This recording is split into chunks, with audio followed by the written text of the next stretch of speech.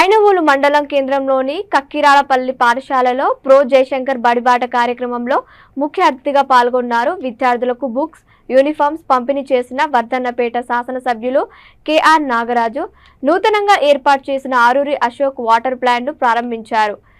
MLA KR Nagaraju మాట్లాడుతూ ముఖ్యమంత్రి రేవంత్ రెడ్డి నేతృత్వంలో తెలంగాణ రాష్ట్ర చరిత్రలో మొట్టమొదటిసారిగా ప్రభుత్వ పాఠశాలలు ప్రారంభమైన మొదటి రోజే పిల్లలకు దుస్తులు, పుస్తకాలు పంపిణీ చేశారు. ఇందిరమ్మ ఇల్లు ప్రజాప్రభుత్వానికి దక్కుతుందని, ప్రభుత్వ పాఠశాలల్లోనే నాణ్యమైన విద్యను అందిస్తున్న మొట్టమొదటి ప్రభుత్వం కాంగ్రెస్ ప్రభుత్వం అని తెలిపారు. జిల్లా, మండల, గ్రామ స్థాయి నాయకులు, కార్యకర్తలు తదితరులు పాల్గొన్నారు.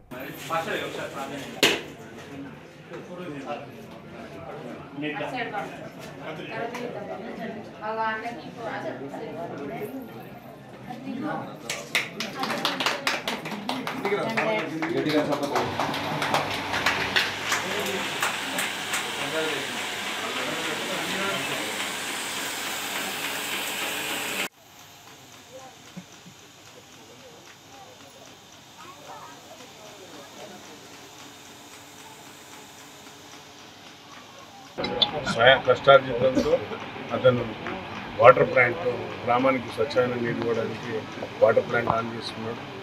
నన్ను పిలవడం చాలా సంతోషం.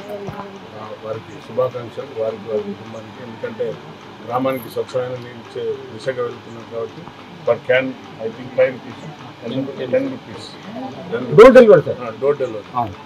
సో అందరికి కూడా స్వచ్ఛమైన నీళ్ళు గ్రామానికి వస్తున్నాయి కాబట్టి ఈ రోజులలో ఎవరు కూడా బోర్ వాటర్, బాయిల వాటర్ తాగలేదు. ప్రతి ఒక్కరు మినరల్ వాటర్ తాగాలని. నేను స్టార్టింగ్ నుంచి వెళ్ళి ఒక ఆటో డ్రైవర్తో జీవనం కొనసాగించేది. నాకు కక్కిరాలపల్లిలో చాలామందికి వితంతులు, వికలాంగులు వాళ్ళు ఉన్నారు. వారికి వాటర్ క్యాన్లు తీసుకురావాలంటే చాలా ప్రాబ్లం అవుతుంది.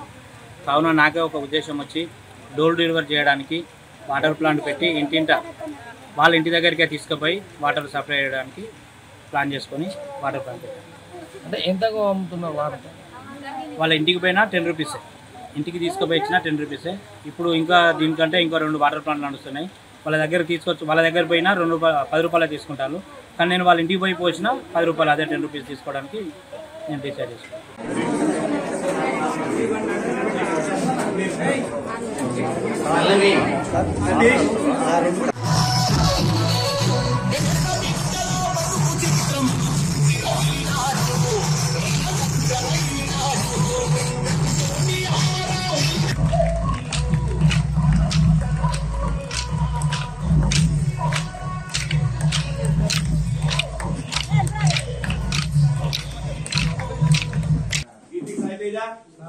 కుమార్ సార్ మరి చైర్స్ వేయించారు. అక్కడ చైర్స్ ఒకదాన్ని ఒకటి పిల్లలు గవర్నమెంట్ స్కూల్లోనే చదువుకుని వచ్చిన వాళ్ళం ఈరోజు ఈ స్టేజ్లో ఉన్నామంటే దానికి కారణం ఉపాధ్యాయులే, తల్లిదండ్రులే. ప్రైవేట్ స్కూల్లో పోయినట్టు మా అమ్మాయికి కూడా చెప్పినట్టు యాక్సెప్టెన్స్ ఉండాలి, అంటే పాజిటివిటీస్ ఉండాలి. నా పిల్లలు గవర్నమెంట్ స్కూల్ పంపితే చిన్నతనం అనేది తల్లిదండ్రులలో ఉండదు. అది ఉంటే కష్టమవుతుంది.